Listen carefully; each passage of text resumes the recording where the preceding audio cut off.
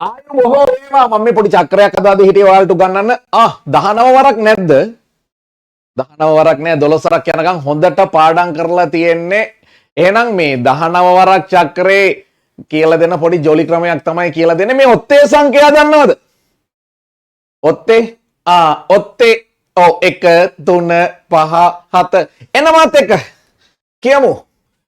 1 3 5 7 9 11 13 15 17 19 පහලටම බිංදුව ඉඳලා උඩට ඈ බිංදුව 1 2 3 4 5 6 7 8 මෙතනට එන්නේ 9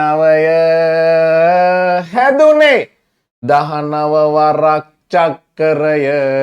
ඉතින් ඔයාලටත් පුළුවන් ඔයාලා නිකන් ඉන්න වෙලාවට එක එක චක්‍ර පොඩි පොඩියට අත්හදා බලන්න. එතකොට මේ වගේ ජොලි වැඩක් සිද්ධ වෙන්න පුළුවන්.